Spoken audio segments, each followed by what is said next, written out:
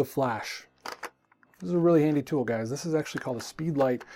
For most of you, you might be calling it a flash or a strobe or anything like that, but it's not. This is technically called a Speedlight. There's so many different kinds that you can get.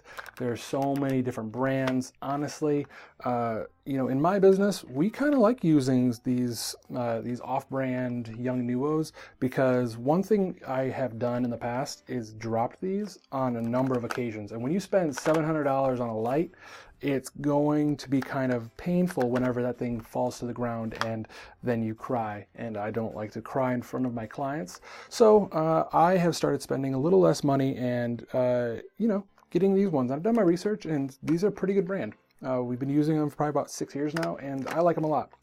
Not to mention, I still do use my my upper brand ones, my Nikon version ones, but these work really well. Now you can do a number of things with these. Just to kind of run through some basics. See right here, this is an infrared sensor, and you can do different things. You can kind of see if I turn it like that, it is got a little red tint to it. Now the thing is with these is you can put it in something called slave mode, and with slave mode, what that does is whenever you are firing your camera and you have these off sitting somewhere else, because you don't actually have to have them on the camera in order to use them. Whenever you have these sitting somewhere else and you fire that camera off, you can make it where this one will pop off in another direction. So you have a couple different angles of light, which we're going to talk about light angles and different kind of posing techniques and stuff like that later. But just for right now, understand that this is a tool that we use a lot, and you could do different things to it. Like you can add modifiers to it. You can add an umbrella to it. You can add a softbox to it. You can add 3 of them together with a bracket and make it where you have like the power of the sun right at your disposal, okay? But this is a really, really handy tool that I think every photographer needs to have inside their camera bag, at least one of them. You know, it's nothing crazy. It just uses AA batteries. Some of them don't, but I prefer the ones that use AA's. You can get triggers for them. You know, you can set different kinds of modes for them. These are some, you know, it's kind of a convoluted menu system, but we put it in the option of TTL, which means through the lens, which means your camera is kind of deciding how much power to use. That's one option. Or you can put it in manual mode, just like I said before. We like to stick to manual mode and stick to that as long as possible and understand how far away you can shoot, what kind of angle you're shooting from, how much power you want this to have. Okay, so that's one thing.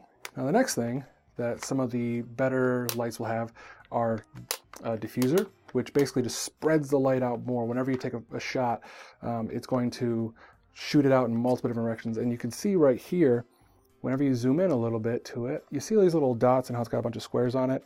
And that one doesn't have as much, but this one right here, you'll see all those squares. The light's picking these up and it's spacing them all over the place, okay? Now that's one thing.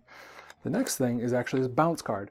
Bounce cards are really handy because a lot of things people do wrong with these is whenever they're taking a photo and they have a speed light on, they like to point it directly at the subject. So they'll be taking a photo and bam, bam, bam, bam, bam, and all of a sudden, like, you're just looking at this photo and it's just washed out. The subject is pure white and the background is pure black. You don't want that. That's not a clean photo unless that's what you're going for, a little more editorial look or dance floors and stuff like that. That's fun, but not for everyday use. One thing that you can do is just point it straight up. And if you have a white ceiling, bounce it off the ceiling, and it's going to space that light all the way down. And again, we're going to talk about that more later, but it's kind of a basic thing.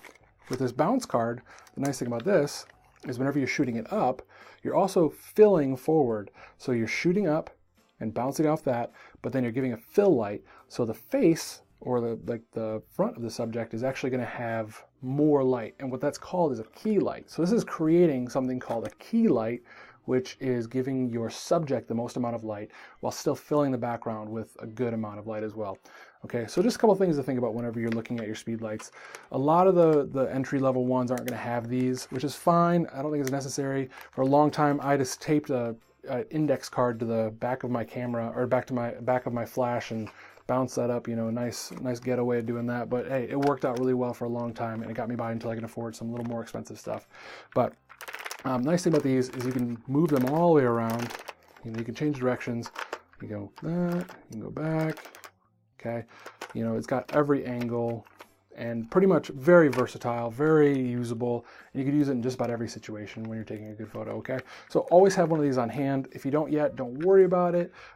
Don't waste your time using the flash on top of the camera because it's pretty useless, because all it's going to do is do what I said before, where it's going to fill the person with white light and the background with black light, and we don't want none of that, okay? So try to invest in a speed light if you can, and we'll talk about how to use it later.